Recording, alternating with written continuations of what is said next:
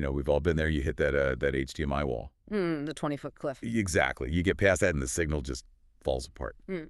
But what if the job requires getting a perfect 4K signal to, say, 4 different screens and maybe spread all across the building? That's the classic problem, right? Distance versus fidelity. You usually have to pick one. Right. But today we're looking at a piece of hardware that claims to solve both. It's the WolfPack 4K, 60 hertz, 4.4.4 1x4 HDMI extender. And that name is a mouthful, but the key is how it works. Hmm. This is a one-to-many solution. You plug one HDMI source in. And instead of HDMI out, you get 4 CAT6 outputs. Exactly. It pushes the signal up to 200 feet over a standard Ethernet cable. Which is such a relief. I mean, pulling CT6 through a wall is, well, it's standard. Yeah. Trying to snake a thick HDMI cable, or worse, terminate the ends in a ceiling. It's a nightmare. We've all been happy to avoid that. Yeah. Plus, it doesn't leave you in the dark at the source. It has a local HDMI loop out on the transmitter, so you can still have a monitor running right there at the rack. Okay, let's talk about the signal itself. Yeah. Specifically that 4.4.4 part of the name. Yeah. This is usually where the compromises start. It is, yeah. To shove a big 4K signal down a long pipe, most devices, they compress the color information. That's called 4.2.0 subsampling. And it looks fine for, movies. Yeah. But if you're looking at text or a spreadsheet... It's fuzzy. You get that awful halo effect on the letters. Right.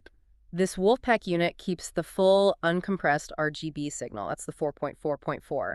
It's pushing 18 gigabits per second to make sure what you see on that remote screen is pixel perfect, HDR, Dolby Vision.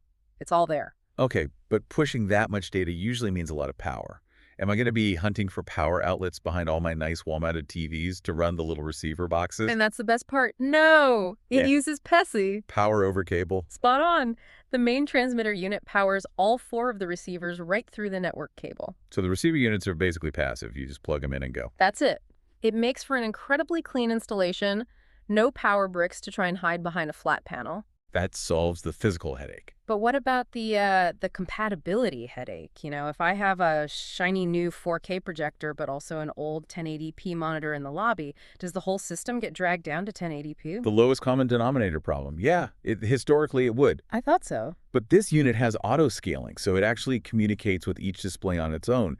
It'll send full 4K to your projector, while at the same time downscaling that same signal to 1080p for the older monitor. So one old screen doesn't break the chain for everything else? That's huge. It is. Speaking of communication, I saw this has DIP switches for EDID management. That's a digital handshake, isn't it? Where the monitor tells the source what it is. Mm-hmm. And that handshake can be fragile over long distances. You just get a black screen for no reason. Sure. These switches let you manually force it so the source knows what to send, guaranteed. It adds a ton of stability. And they've covered control, too, I assume. IR pass-through, so you can point the remote at the TV and control the source device back in the closet.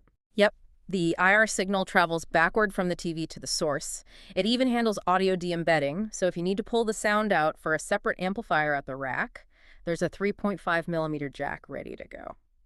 Getting that level of control, the uncompressed color, the independent scaling, that sounds like you're getting into enterprise matrix switcher territory.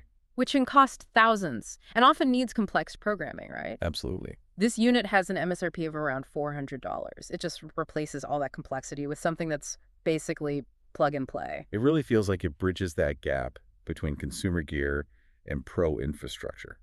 It's robust, but it just gets out of the way. And that is the whole point. Features like the auto-scaling and the power over cable, they're designed to be invisible. They remove the friction, so all you're left with is the content on the screen. It makes you wonder what other infrastructure headaches in our lives are just one smart little box away from completely disappearing. Something to think about. Definitely. Thanks for joining us on this deep dive.